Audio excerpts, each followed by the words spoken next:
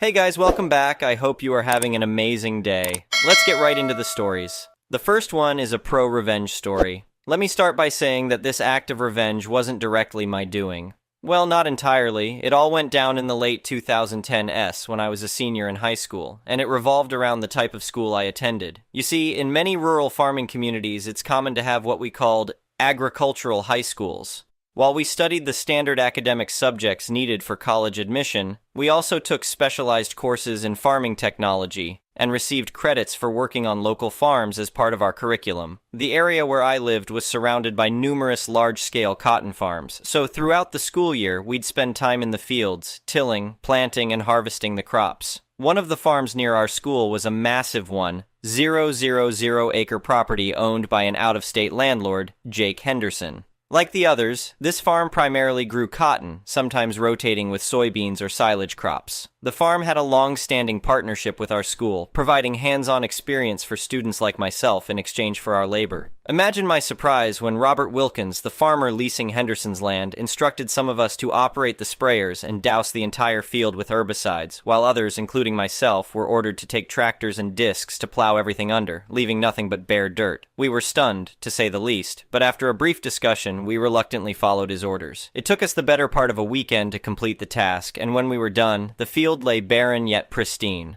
Wilkins personally thanked each of us and paid us a generous $500 each, a tidy sum for a high school senior back then. Upon returning to school, we informed our principal that the contract was fulfilled, and he disclosed that Wilkins would no longer be working with the school. We would be reassigned to another nearby farm for the remainder of the year. It was a couple of months later that rumors began circulating about the reasoning behind Wilkins's drastic actions. Granted, these were just whispers, but considering the aftermath for the farmer, I suspect there was some truth to them. Apparently, Henderson had decided not to renew Wilkins's lease on the land, with the non-renewal date falling just weeks before the upcoming harvest season. Given that the average cotton farm earns around $1,500 per acre, a 1,000-acre farm could easily net the landowner $1.5 million, with about $500,000 of that being pure profit. I don't know the specifics of Wilkins's lease agreement, but it's reasonable to assume it wasn't anywhere close to that figure, so this landowner had devised a clever trick. Let the farmer get a good crop planted, then refuse to renew the lease. The farmer would vacate the premises, leaving the plants in the field, and the landowner could simply hire contractors to harvest the crop, pocketing the profits. However, since Wilkins' lease hadn't yet expired, he decided to prevent Henderson from cashing in on their hard work. His act of revenge against the landowner was to deny them the opportunity to profit from the farm's labor.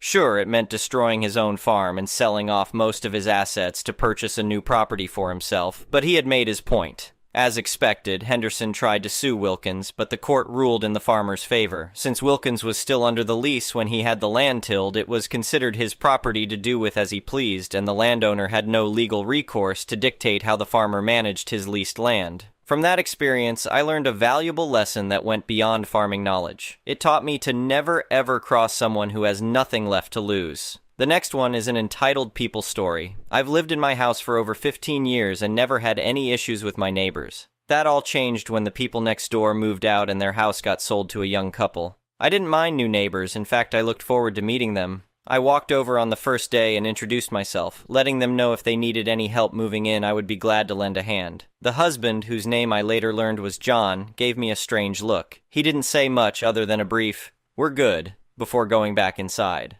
I brushed it off, figuring he was just busy unpacking.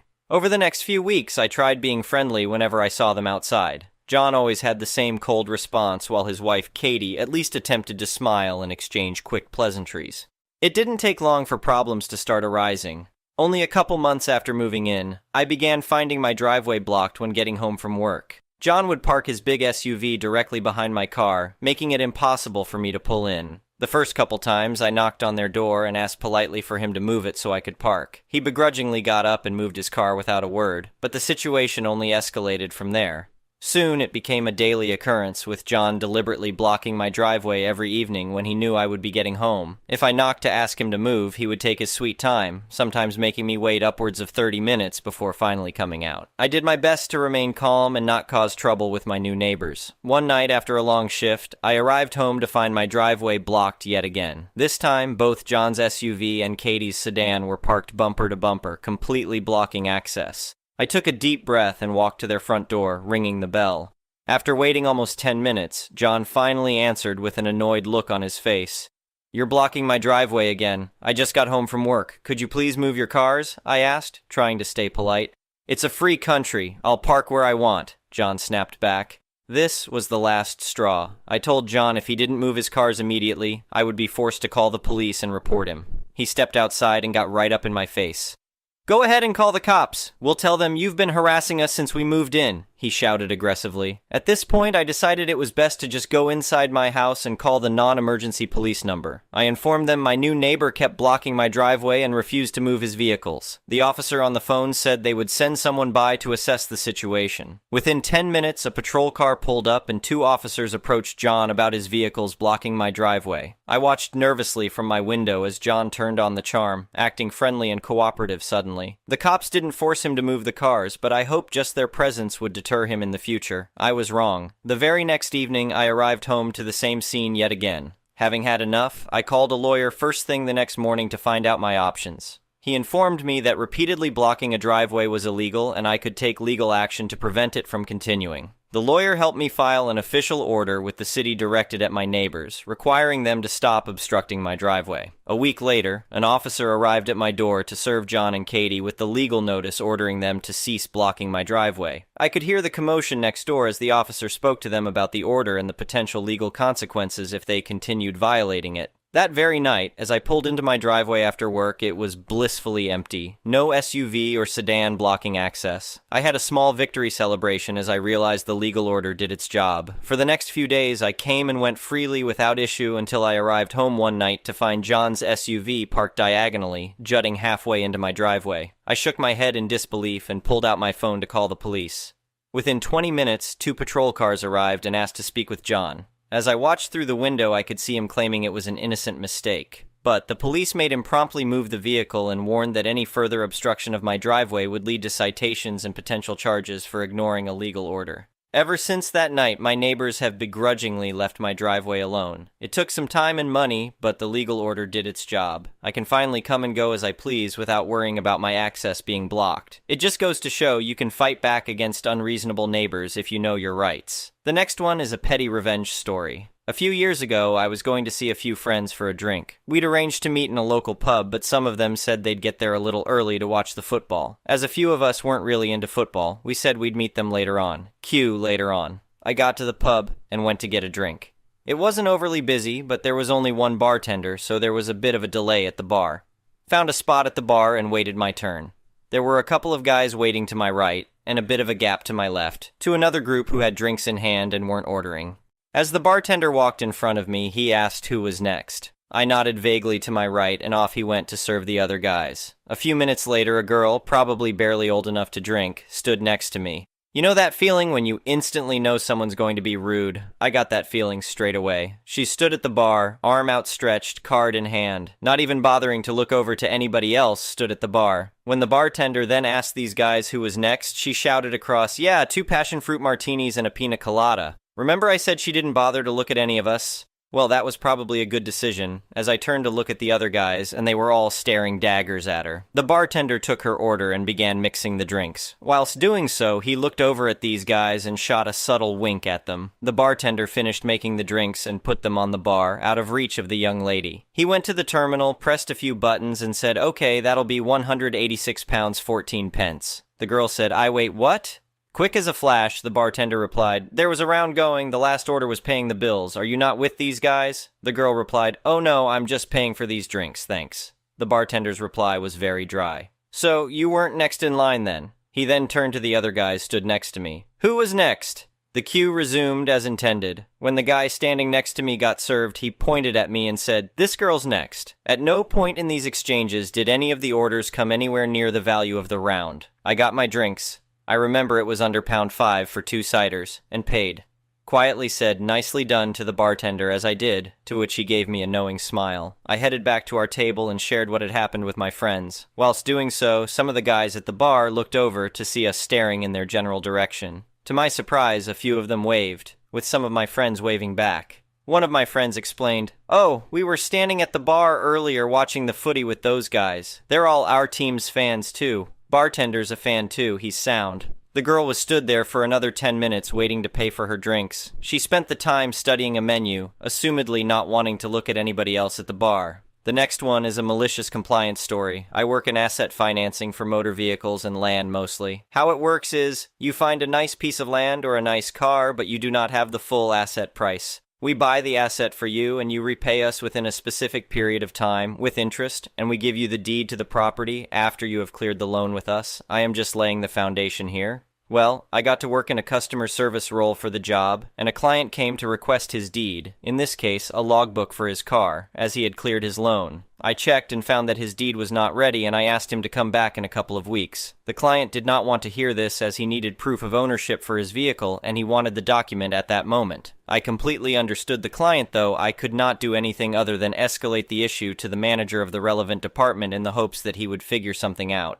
I went to his office and gave him a brief recap of the situation, and he said I was incompetent and lazy because I could not handle the issue properly, and I have a habit of escalating unnecessary cases to him. This is coming from a guy who does not pick calls during working hours and spends most of his time on YouTube and TikTok. He also gets mad when you go to his desk for anything, especially work-related matters. He asked me to get the client and watch how easily he could solve the issue. It turns out the client was more than he could handle because the client started shouting at him as soon as I had ushered him into the office. The manager started with the nonsense that it is the government causing the delay and he needs to be patient. I was watching this and thought it could not get better. The client stood up, slapped the manager, and scattered the contents of his desk all over the floor. Other staff heard and security escorted the client out. I will never forget the looks the manager gave me after things had settled. He rarely speaks to me now and handles my escalations quickly and better. I always have a big old smile on my face when I recall this. The next one is an entitled people story. For those of you who aren't familiar with my stories, I, 31F, have a man-child entitled brother,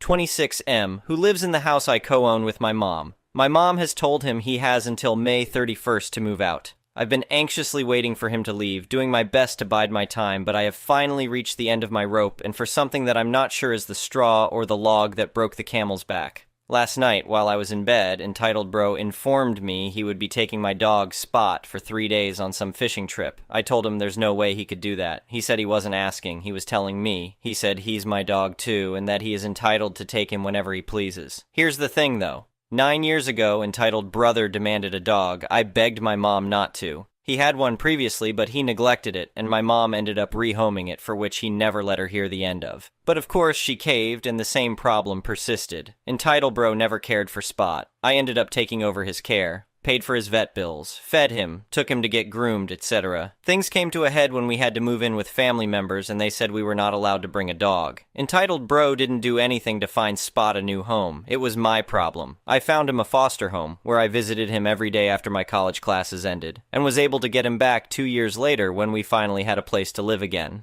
Additionally, when I moved out of my house for a year, Spot went with me. Spot sleeps with me every night and has my name on all of his records. He's now 10 and has arthritis. He takes meds for his hips and his stomach and needs frequent bathroom breaks. Oh, and he hates the water. So when little bro said he wasn't asking me, he was telling me. I knew that Spot would be miserable and possibly in pain that whole trip. He hadn't asked or even mentioned taking Spot before, so he is due for a refill on his pills tomorrow. Had I known, I would have gotten the refill sooner. I tried telling him Spot needs a lot of care, and he said, yeah, so just give me everything he needs. And I was so irritated. You wait until the night before to tell me this? Then he said something that made my blood run cold.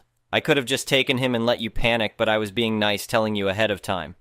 That did it. I don't know why, but every alarm bell went off in my head. I grabbed my purse, put on my slippers, and told Spot to get in the car. I drove to my fiancé's house and slept here last night. I was going to move into fiancé's house this summer, but now I'm asking myself why the hell I'm waiting. Everyone on Reddit keeps asking me why I stay home, and right now I can't remember any of the reasons I had before. I'm done. My mom is staying out of it right now, and I'm glad because I genuinely don't care what she has to say. I know she doesn't want me to go, but I just can't take Entitled Bro's little power trips. He can do whatever he wants to the house, punching holes in the walls, kicking the appliances, calling the house a dump. But I draw the line at him taking my dog without my permission. That's my baby, and I'm not going to just stand by while he does whatever he wants with my pet when I explicitly told him no, something that he rarely hears. The next one is an entitled parent story. This was my first encounter with an EM, and it happened a few months ago. I'd gone home from college for a while since I was terribly homesick, and my parents wanted me to visit, and my mother decided to take me shopping that day. So here I was at a clothing store shopping, and after spending a while picking out things to try, I had some clothes with me, and I headed to the changing rooms. There was a bit of a queue, but I didn't mind it, and I waited patiently for my turn. Enter EM with her EK, who disregarded me and the two girls waiting in line behind me and walked past us to stand in front of one of the rooms. All of us immediately protested, and my mom loudly told her that there is a line and that she should wait with the rest of us. EM's kid looked to be about my age, I'm 19, and she ignored us while her mother said, "Oh, you can wait another 10 minutes. I have been on my feet all day." My mother hates people who cut in line with a passion, and she began to chew EM out, telling her to be a decent human being and wait in line like a normal person, but EM refused to budge. The two girls behind me began to sternly ask her to go back, but she just ignored us. The employee nearby told her that she had to wait in line or she wouldn't be allowed to try on her clothes and that it was inappropriate of her to do this. This enraged EM, who shrieked at the employee, saying, "How dare you talk to me with such disrespect? You're an employee, mind your own business." The employee looked irritated, but she persisted and told her that if she didn't stand in line, she would be forcibly removed from the store. Throughout this time, EK stood behind her mother glaring at all of us. EM huffed when she realized we were all not going to take her BS and went to stand at the back of line. We thought this was the end of it, but no, EM had other plans. When it was my turn, I went in and put on one of the clothes and opened the door to come out to show it to my mom, who was talking on her phone and facing away from me. I walked a few steps forward to tap her on the shoulder to get her attention, when I see EM and EK rush past me and get into the room I had been changing in. They got in and locked the door, leaving me outside. I immediately began knocking on the door, telling her my clothes are still in there and I wasn't done and that she had to come out. EM yelled at us to duck off, and my mother, who realized what was happening, went to find an employee. I continued knocking. I was worried because my wallet and phone were in there and I didn't want EM to steal them. All the other people in line found it incredulous that EM was being so insufferable, and only when an employee came with a security guard did EM come out. She looked furious and began to scream at me, saying, "Can't you wait a few minutes? How can you be so disrespectful? We need to use the room too." I told her that she had no right to barge into the room when my belongings were still in there. Thankfully, she didn't steal anything. But this seemed to enrage her more. EK walked off in anger, and EM screamed at me again. "Because of you, my daughter didn't get to try her clothes. You're a brat and should stay in your place." Before I could answer, she walked towards me and shoved me hard, and I lost my balance and fell. I wasn't hurt, but this was the last straw for my mom, who pushed the woman back and started yelling at her to duck off. The woman spat at my mom but missed, and then walked out of the store before anyone could stop her. It took my mom a few hours until she could calm down, but thankfully we never saw EM again. Thank you for watching. I would really appreciate it if you could like the video and subscribe to our channel if you haven't already.